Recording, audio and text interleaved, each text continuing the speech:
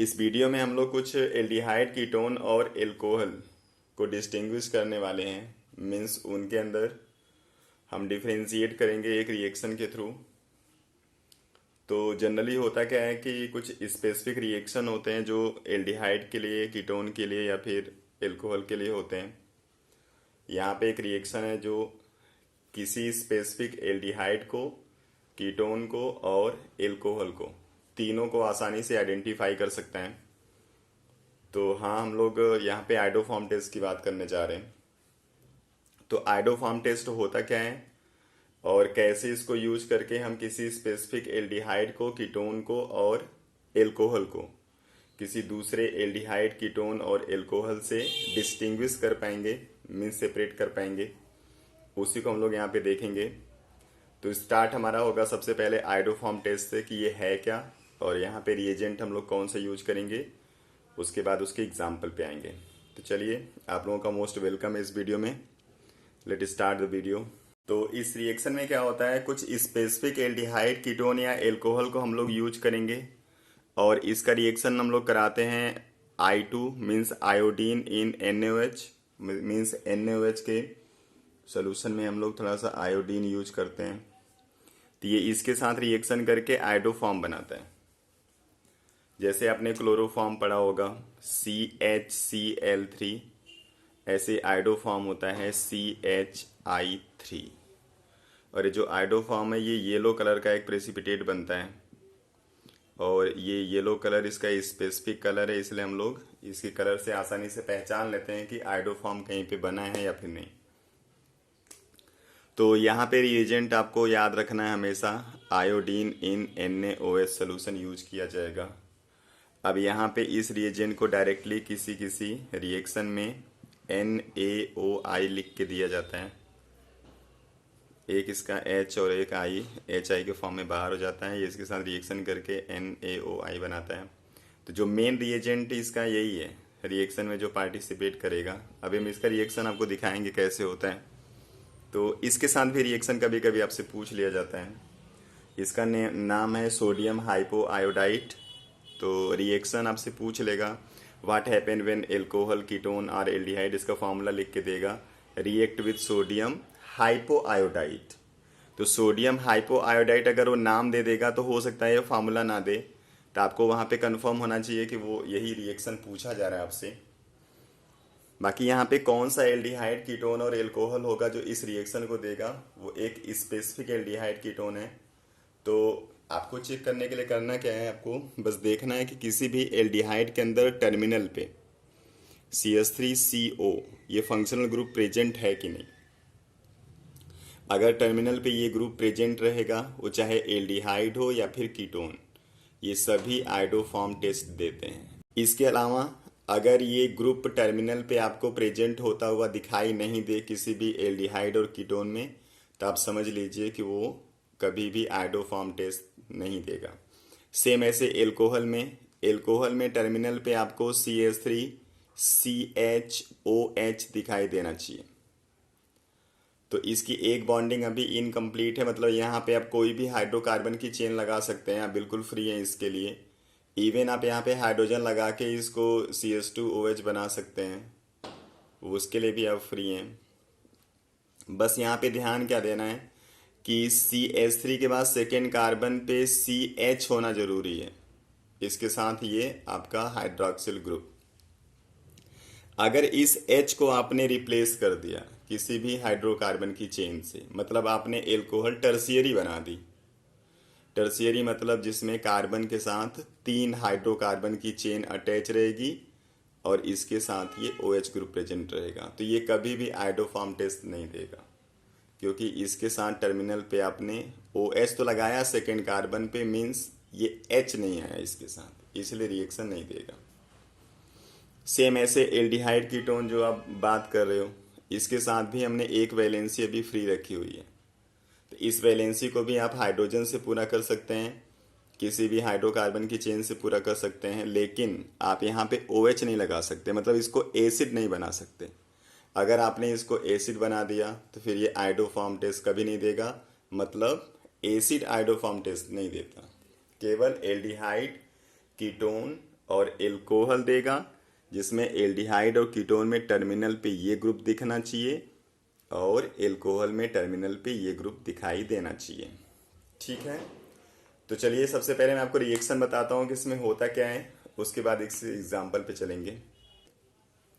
जैसे यहाँ पे हमने एक कीटोन लिया हुआ है और उसका रिएक्शन हम करा रहे हैं सोडियम हाइपोआयोडाइड से, तो ये आप देखो यहाँ पे ग्रुप दिखाई दे रहा है, इसलिए आयोडो फॉर्म बनाएगा।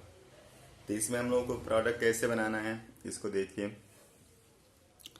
टर्मिनल पे जो हम CH3CO की बात कर रहे हैं उसमें से जो टर्मिनल वाला C होगा इसी को आपको आयोडो फॉर्म में चेंज करना होता है। तो आप इसको चेंज कर दोगे CHI3। अब इस I3 के लिए आपको इसका 3 मोल यूज करना होता है, तो इसके 3 मॉलिक्यूल यूज कर ले रहे हैं यहाँ पे। अब यहाँ पे देखना, हमेशा टर्मिनल पे जो CH3 होता है उसी को हमको CHI3 में कन्वर्ट करना, याद रखिएगा। अब इसके बाद क्या होगा, यहाँ पे आपने केवल CH यूज किया, मतलब अभी यहाँ पे आपने 2 हाइड्रोजन छोड़ा हुआ है, तो यहाँ का 2H छूटा हुआ है। इसके अलावा यहाँ का आपने 3 I यूज किया हुआ है, तो अभी आपका यहाँ पे 3Na और O छूटा हुआ है। एक मॉलिक्यूल CH3CO और ONA मिलके एसिटिक एसिड का सोडियम सॉल्ट बना लेता है CH3COONA। तो आपने यहाँ से एक O और एक Na यूज कर लिया, तो अभी आपके पास यहाँ पे 2Na और 2O बचा हुआ है। अब यही 2NaO और 2H आपस में मिलते हैं तो 2NaOH बन जाता है। ठीक है, तो ये तो पूरा रिएक्शन हो गया। अब आपको डायरेक्ट कैसे लिखना है वो मैं आपको बता रहा हूँ। आपको करना क्या होगा, जो टर्मिनल आपको ग्रुप बताया जा रहा है उस ग्रुप के एक कार्बन को आपको यूज करके पहले तो आयोडो फॉर्म बना देना है। उसके बाद जो कुछ भी यहाँ पे टर्मिनल पे लगा होगा उसके एसिड का आपको सोडियम सॉल्ट बनाना है और 2 मॉलिक्यूल आपको कास्टिक सोडा बना देना है। कुछ करना ही नहीं है आपको। जैसे मैं दूसरा एग्जाम्पल आपको दे रहा हूँ, जैसे हमने यहाँ पे लिख दिया एक एल्डिहाइड CH3CHO, ये मैंने दे दिया। अब इसका रिएक्शन जब आप आयोडो फॉर्म के लिए कराओगे मीन्स I2 प्लस NaOH, तो इसका 3 मोल यूज होगा। आप जानते हो यहाँ पे मैंने यूज किया हुआ है। अब रिएक्शन में आपको यहाँ पे इसको 3 मॉलिक्यूल यूज करना है, ये लिखा नहीं जाता है। आप बैलेंस वैसे भी ऑर्गेनिक रिएक्शन करते नहीं, केवल प्रोडक्ट आपको लिखना है। तो आपने इस कार्बन को कन्वर्ट कर दिया CHI3 में। उसके बाद यहाँ पे टर्मिनल पे जो होगा इसी का आपको एसिड बनाना है।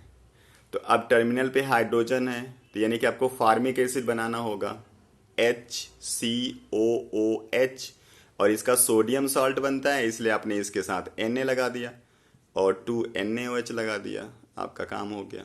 ठीक, सेम ऐसे अगर कोई दूसरा कंपाउंड हम ले लें, जैसे CH3CO CH2 एंड CH3, तो इसका रिएक्शन हमने करा दिया NaOI के साथ, तो क्या होगा, तो सेम वही काम करना है।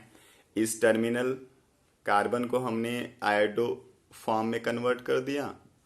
देन यहाँ पे अब आपका जो एसिड होगा वो 4 कार्बन का बनेगा, तो हमने 4 कार्बन का एक एसिड बनाया और उसका कर दिया यहाँ पे सोडियम सॉल्ट, ये बन गया।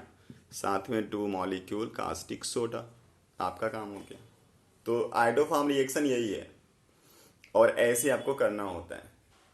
तो ये तो हो गया एल्डिहाइड और कीटोन के कुछ एग्जाम्पल। अब ऐसे अगर हम एल्कोहल यूज कर लें तो क्या होगा। अब एल्कोहल में भी क्या होता है, टर्मिनल पे आपको मैंने बताया CH3CHOH ग्रुप तो होना चाहिए। अब इसके बाद एक्स्ट्रा यहाँ पे क्या लगा हुआ है वो कुछ मैटर करता है नहीं, आप चाहे कुछ भी लगा लीजिए, कुछ फर्क नहीं पड़ेगा। जैसे हमने यहाँ पे CH3 लगा लिया, तो ये भी जब रिएक्शन करता है ना तो सबसे पहले कीटोन में कन्वर्ट होता है।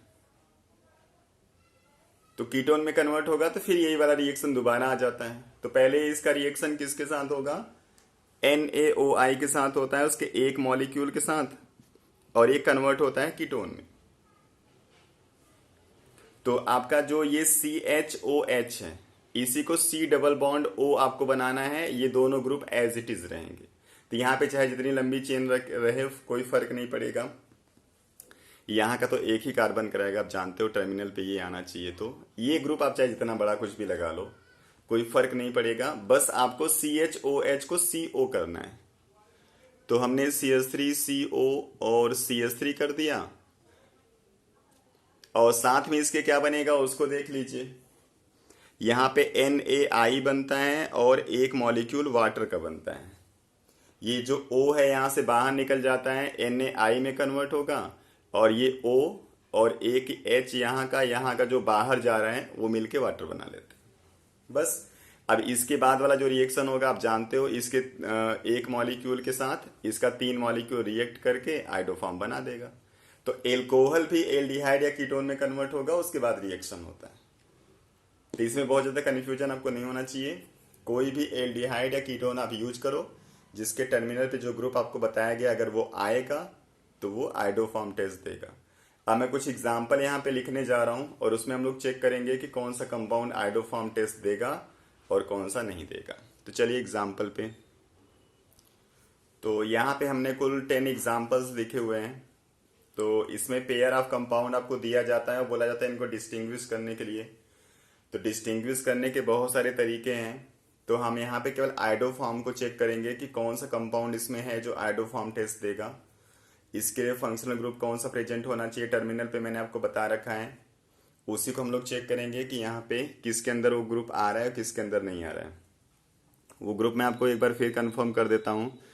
कोई भी एल्डिहाइड और कीटोन होगा तो टर्मिनल पे CH3CO ग्रुप आना चाहिए, और अगर एल्कोहल है तो टर्मिनल पे CH3CH के साथ OH आना चाहिए। यहाँ पे एल्डिहाइड होगा तो साथ में कभी भी OH मतलब कि एसिड नहीं आना चाहिए, और अगर ये एल्कोहल है तो यहाँ पे ये हाइड्रोजन जरूर होना चाहिए, मतलब टर्शियरी नहीं आना चाहिए। तो चलिए यहाँ पे चेक करते हैं कौन सा इसमें आइडोफॉर्म टेस्ट देगा। तो जो हमने ग्रुप बताया वो इस वाले में दिख रहे हैं, इसलिए ये आइडोफॉर्म टेस्ट देगा, पहला वाला नहीं देगा। ऐसे आपको सब में चेक करना है। अगर आप खुद से एग्जाम्पल चेक करना चाहते हो तो वीडियो को पॉज करके आप आंसर अपना खुद से करके और उसको फिर चेक कर सकते हैं। इस वाले में ये वाला आइडोफॉर्म टेस्ट देगा क्योंकि टर्मिनल पे आपको ग्रुप दिख रहा है। इसमें ये वाला देगा, इसमें ये वाला देगा, टर्मिनल पे आपको ये ग्रुप दिख रहे हैं। इसमें ये वाला ग्रुप आपको टर्मिनल पे दिख रहा है, ये देगा। इस वाले में भी ये दे देगा। यहाँ पे CH3CO ग्रुप यहाँ पे आ रहा है, ये दे देगा, ये नहीं देगा। इस वाले में ये वाला देने वाला है क्योंकि इसके पास ये ग्रुप दिख रहे हैं। यहाँ पे भी ये वाला देगा, ये नहीं देगा, और इस वाले में ये आइडोफॉर्म टेस्ट देने वाला है। तो इस तरीके से कोई भी आपको कंपाउंड देगा, आप आसानी से आइडोफॉर्म टेस्ट कौन देगा कौन नहीं देगा पहचान सकते हैं। तो चलिए पढ़ते रहिए, नेक्स्ट वीडियो में हम फिर जल्दी ही मिलते हैं। Thank you.